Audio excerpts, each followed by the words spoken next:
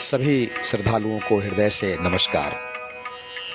आज जिन तथ्यों को मैं रखने का प्रयास कर रहा हूँ उसका संगायन संसार के सारे धर्म ग्रंथ अपनी मौलिक शैली से कर रहे हैं। अब मौलिक शैली क्या है?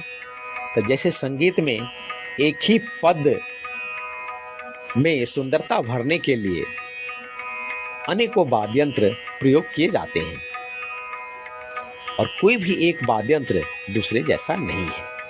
यही मौलिक शैली है।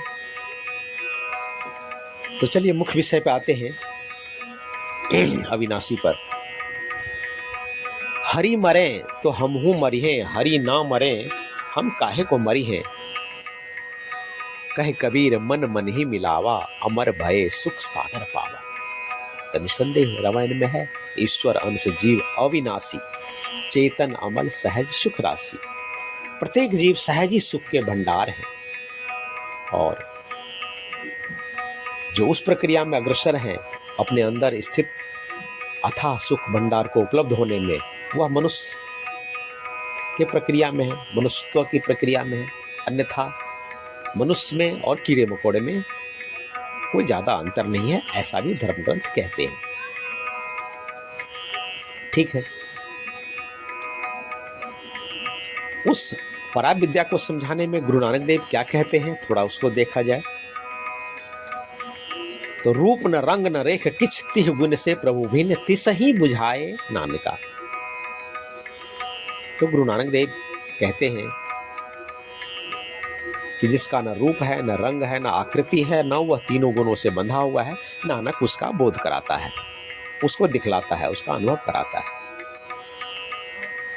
और चलिए इस बारे में पवित्र बाइबल की शुरुआत इसी से होती है कि जब कुछ भी नहीं था तो वचन था, वचन परमेश्वर के साथ था, फिर कह रहे वचन ही परमेश्वर था, फिर वचन ने कहा फला फला फला फला चीज़ें हो जाओ, और सारी चीज़ें हो गई। फिर वचन देहधारी हुआ, वह सब में समा गया।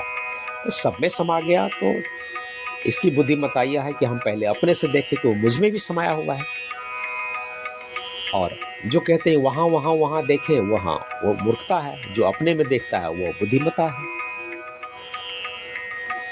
तो उस पराग विद्या का ज्ञान भगवान श्री कृष्ण कैसे करा रहे हैं, इस बारे में थोड़ा सा देखा जाए। तो सीधे चलते हैं गीता अध्याय 9 के दूसरे श्लोक पे, जिसको मैंने अपने हिसाब से 9 भागों में बांटा है समझाने के लिए। संभव है मैं गलत हूँ, पर मैंने ऐसा किया। तो पहला है, यह विज्ञान सहित ज्ञान मैं तुम्हें दे रहा हूँ। विज्ञान का क्या मतलब? ये लकड़ी में आग है, कोई उसको जला करके सदुपयोग करना सिखला दे, यह विज्ञान है, यह क्रियान्वित है, यह व्यवहारिक है। सभी विद्याओं का राजा है। क्या होता है विद्याओं का राजा? वो इस मामले में कि हम जीवत्व को ब्रह्मत्व में उपलब्ध कराने में यह सभी विद्याओं का राजा है। हम ससीम हैं, असीम उपलब्ध कराने में यह सभी विद्याओं का राजा है। हम बुंद हैं, को समुद्र को उपलब्ध कराने में यह विद्या सभी विद्याओं का राजा है। ऐसा नहीं कि यह विद्या प्राप्त करने के बाद संभव है कि आप संसार के सारे ज्ञाता बन जाए, सारी भाषाओं के हर चीज में एक्सपर्ट हो जाए, यह आवश्यक नहीं है। पर उस मामले में अवश्य सभी विद्याओं का राजा है। फिर कहा यह सभी गोपनीयों का राजा है। क्या मतलब? भगवान श्री कृष्ण कह रहे तुम युद्ध भी करो और मुझ अविनाशी का प्रत्येक पल अनुभव भी करो। कितना गोपनीय है, अति पवित्र है। कितना पवित्र है कि जिसके अभाव में हमें कोई नहीं स्वीकारेगा, हमें जला दिया जाएगा, दफना दिया जाएगा, चाहे हमारे देह को गंगा में क्यों न नहा के रखा गया हो। जब तक वह पवित्र चीज हमें छू रही है, हमारे देह पे कितनी भी गंदगी लगी हो, हमारे ऊपर कितने ही सामाजिक आरोप प्रत्यारोपण हो, हमें हर कोई स्वीकार करेगा। प्रशासन, समाज, प्रियजन, हर कोई।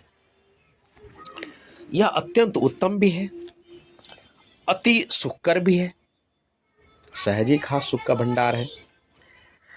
यह प्रत्यक्ष फल देने वाला है, प्रत्यक्षागम सुसुखम।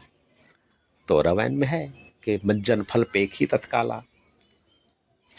8वें नंबर पर यह धर्मयुक्त है। यह प्रत्येक सेकेंड, प्रत्येक पल धर्म से जुड़ा हुआ है। धर्म संसार में 10, 20, 50, 100 नहीं है।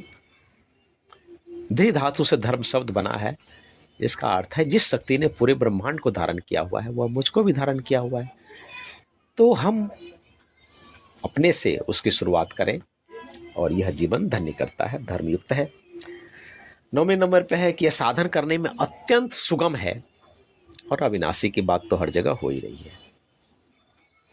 सुगम का क्या मतलब मैं समझता हूँ, अत्यंत सुगम का मतलब समझता हूँ मैं कि यह अंधा, लंगड़ा, लूल्हा, बहरा, गूंगा, हर किसी के लिए यह अत्यंत सहज है। इस शर्त के साथ, इस कंडीशन के साथ कोई आपको पराविद्या का ज्ञान कराता है तो उस क्रम में आगे बढ़िए और अपना जीवन धन्य कीजिए। और आगे बढ़ने में ऐसा नहीं है, आप जब हम लोग जब क ख ग घ पढ़ रहे थे और जब हम इसके बाद आगे क्लास में गए, मध्य विद्यालय गए, उच्च विद्यालय गए, उच्चतम विद्यालय गए, तो क्या जिन्होंने हमको वर्णमाला पढ़ाया उनके प्रति आदर सम्मान कम हो गया? नहीं। और उन्होंने भी हृदय से हमको आगे बढ़ाने में सहायता किया, मतलब प्रथम शिक्षक ने।